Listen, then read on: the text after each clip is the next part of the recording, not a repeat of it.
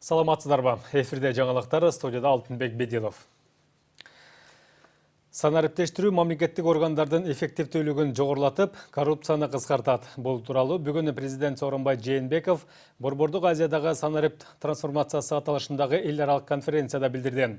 Мамлекет башчынын айтымында учурда өлкөдө санарип технологиясынын маанисин жана пайдасын түшүнүп, бул процесске катышкан жарандардын саны өсүүдө.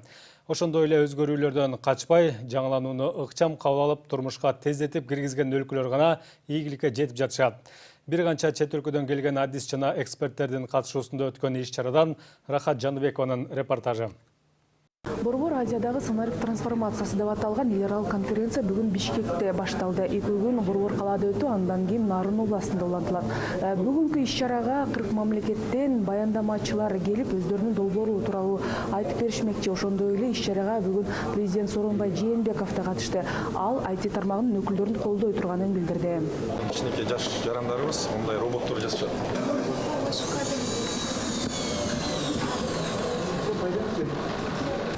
Азыр бул роботту программа жазып эле, чтобы сиз менен саламдашып койсун депчи.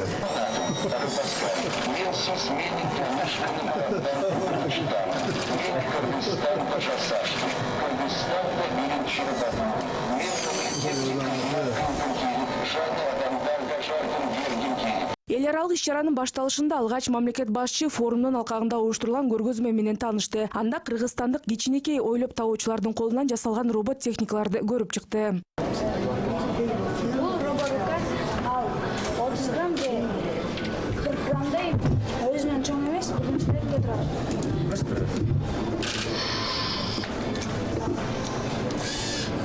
Иш-чараны маалыматтык технологиялар жана байланыш комитети, Борбор Азия университети жана жаңы технологиялар паркы уюштурган. Конференцияда санариптештирүү, киберкоопсуздук, билим берүү жана илимий изилдөө жаатында жаңы технологияларды колдонуу маселелери талкууланууда. Өз сөзүндө президент Сооронбай Жээнбеков өлкөдө санариптештирүүнүн алгачкы жыйынтыктары көрүнө баштаганын билдирип, бул багытта бардык аракеттерди колдоорун кошумчалады. Буга чейин мамлекеттик жана муниципалдык кызматта санарип технологиялары терең колдонулбай келген. Мындан улам алдыда аткарыла турган иштерди белгилеп, жакынкы жылдарга коюлган максаттарды айтып өттү. Биз Кыргызстан технологиялык трансфердин регионалдык борбору болушубуз керек. Бул биздин амбициялуу максатыбыз.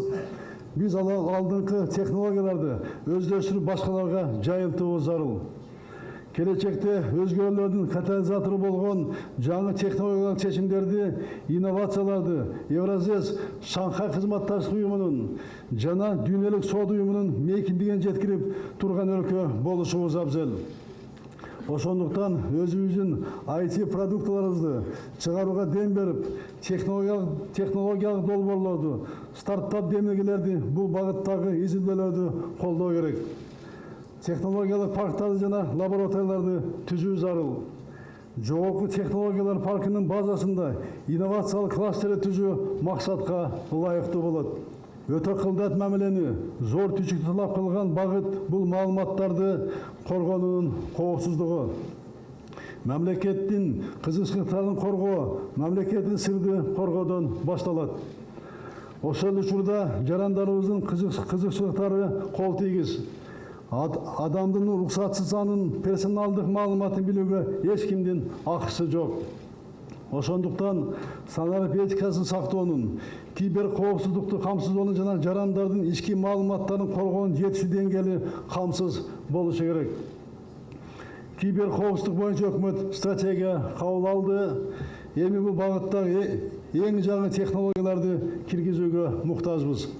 Ошондой эле өлкө башчы коопсуз шаар долбоору ишке киргени жол эрежесин бузгандарда жол кырсыктары да 2 эсе азайганын билдирди. Айтымында бул долбоор өкмөткө пайда көргөзгөн экономикалык эмес, жол кырсыктарын жана өлүм житимди азайтууга багытталган. Эскерте кетсек, өлкөдө коопсуз шаар долбоору өткөн жылы февраль айында ишке кирген. Анда россиялык компания 35 миллион долларга 110 көзөмөл камера комплекстерин көчөлөргө орноткон. Ал эми экинчи этабын кытайлык компания ишке ашырмакчы. Бүгүнкү конференцияда дүйнөлүк деңгээлде санариптик технология жаатында иштеп келген алдыңкы лидерлер менен эксперттер бул жаттада билим жана тажрыйба алмашуу болмокчу. Акылдуу шаар долбоорунун биринчи этабы ишке ашырууда, бул коопсуздук шаар. Бул форумдун алкагында мен ойлойм жакшы бир жемиштүү талкуулар болот. Ошо коопсуз шаардын тегерегинде дагы башка акылдуу шаар долбоорун ишке ашыруу боюнча, анткени бул долбоор долбоордун эң негизги максаты биздин жарандарыбызга кызмат алуу учурунда, жашоо турмушунда комфорттуу жана ыңгайлашкан шарттарды түзүү. Эскерте кетсек, президент тарабынан быйыл Кыргызстанда санариптештирүү жана аймактарды өнүктүрүү жылы деп жарыяланган. Ага ылайык өлкөдөгү бардык мамлекеттик органдар түндүктө бирдиктүү тутумга кошулууда. Анын алкагында жарандарды тейлөө жана шарттарды түзүүдө бир топ жеңилдиктер каралганы белгилүү болду. Определенные мы только соединяли государственные органы. Түндүк системасы министрликтерди, мекемелерди жана жеке компанияларды бириктирип, маалымат алмашуунун жол жобосун жеңилдетет. Бул кызмат аркылуу 189 кызмат көрсөтүүнү санарип форматына өткөрүү пландалып жатат. Учурда 34 мамлекеттик орган өз ара документтерди электрондук форматта алыша баштады. Жалпысынан 200 миңден ашык жаран эч жака барбай эле маалымат катты алышты. Ошондой эле иш-чаранын жүрүшүндө Кыргызстанда 2,5 миллион адам интернет колдоноору айтылды. Анын 2 миллиону активдүү түрдө социалдык тармактарда отурат. Бул мобилдик технологияларды колдонуу үчүн чоң потенциал экени белгиленди. Ал эми Кыргызстандын 40% банктык эсеп бар. 15% интернет банкинг кызматы менен колдонсо, 5% сатуу жана сатып алууларды онлайн түрүндө жүргүзүшөрү белгилүү болду. Рахат Жаныбекова, Урмат Мамбеталиев, НТС. 5 класстын окуучусу набыт болгон кырсык боюнча автобустун айдоочусу кармалды. Бул тууралуу Чүй милициясынан билдиришти. Эске салса, кечке маалы сокулуктун күнтүү айылында каргаша катталып, анда номер 70 мектеп гимназияда окуган бала коомдук автобустун дөңгөлөгүнүн астында калып каза тапкан. Бишкек мэриясынын маалыматына караганда, айдоочу окуучу алдыңкы эшик менен автобустан чыкканын көргөндөн кийин жолун улаган. Бирок баланын курткасынын боосу эшикке кыпчылып калгандыктан автобус жүргөндө кулап кетип, дөңгөлөктүн алдында калган. Автобустун рулунда тиешелүү каттамдын 34 жаштагы бригадир болгон. Ал Бишкек жүргүнчү автотранспорт ишканасында 14 жылдан бери иштеп келгени айтылат. Окуя кылмыштар менен жоруктардын бирдиктүү реестрине автотранспорт каражаттарынын кыймылынан жана аларды эксплуатациялоонун коопсуздук эрежелерин бузуу беренеси менен катталып, сотко чейинки өндүрүш иштери жүрүп жатат.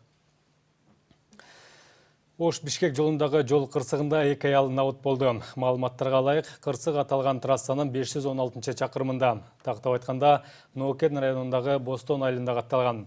Бул тууралуу жергиликтүү милициядан билдиришти. Анда Дэу Матиз менен Honda CR-V үлгүсүндөгү унаалар кагышкан. Анда Матизде кетип бара жаткан 3 аялдын 2 өтө оор жаракаттарды алгандыктан кырсык болгон жерден көз жумушкан.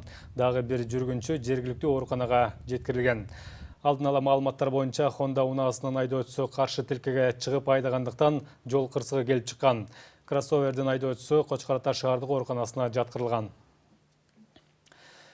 Британиянын Лордтор палатасынын мүчөсү Джон Вейерверли кече Лордтор палатасында өткөн дебаттарда өкмөткө кайрылып, Улуу Британия Евробиримдиктен чыккан күндөн кийин да Кыргызстан жана 7 башка мамлекетке берилген жеңилдетилген соода шарттарын калтыруусун талап кылды.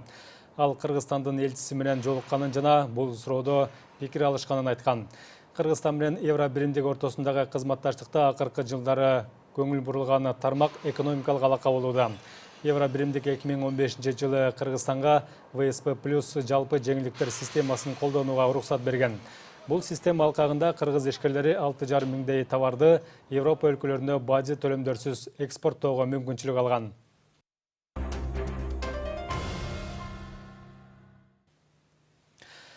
Кыргызстандагы билим берүү тармагында иштеген 400 кызматкердин көзүнө акысыз операция жасалат. Билим берүү жана илим министри Каныбек Исаков менен көз микрохирургиясы медициналык борборунун башкы директору Азизбек Эшманбетов ушундай келишимге кол коюшту.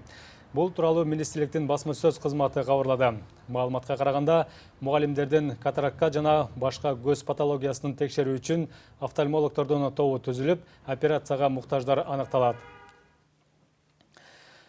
Аялдар өзгөрүү алып келишет. Өлкөдө дал ушундай аталыштагы өнөктүк башталды. Саамалыктан негизги максаты Кыргызстанда гендердик теңчиликке жетүү. Буга байланыштуу бүгүндөн тарта атайын иш-чаралар, тегерек столдор, талкуулар башталды. Анын алкагында лидер аялдар тажрыйбасы менен бөлүшүп, саясатка аралашуунун күнгөй тескейин, маанилүүлүгүн башкаларга түшүндүрүшөт. Уюштуруучулардын айтымында өнөктүк 2020 жылкы парламенттик шайлоого чейин уланат. Буга чейин Бириккен Улуттар уюмунун өнүктүрүү программасы чечим кабыл алуучу органдардагы аялдардын санын жарыялаган. Учурда Кыргызстан боюнча ар бир 5-чи айылдык кеңеште аял депутат жок. Башкача айтканда, аялдар жергиликтүү кеңештердин курамынын 11%-ын гана түзөт. Жогорку кеңеште болсо депутаттардын 15% гана аялдар. Өкмөттүн 16 министрлигинде 2-ні гана аялдар башкарат. Чыңгыз Айтматовдун баскан жолу менен дал ушундай аталыштагы Германиядан атайын келген топ бүгүн улуу жазуучунун ата бейиттеги күмбөзүнө гүл коюшту. Чет элден келген коноктор Таластын Шекер айылындагы жазуучунун үй музейине барышкан. Чыңгыз Айтматовдун баскан жолу менен маршруттун Айтматов таануучу Ирмтраут Гучка уюштурган. Айтымында алар эми аларча мамлекеттик резиденциясындагы үй музейин көрүп, үй бүлө мүчөлөрү менен жолугушат экен. Германиядан келген топто Чыңгыз Айтматовдун чыгармаларын окуп, жазуучунун өмүр жолуна кызыккандар топтолгон. 28 кишиден турган коноктор Кыргызстанда дагы 3 күн болот. Ирмтраут Гучке мындай маданий туризмди кийинки жылы дагы улантуу максаты бар экенин билдирди. Члены этой группы, все они, конечно, читали произведения Айтматова.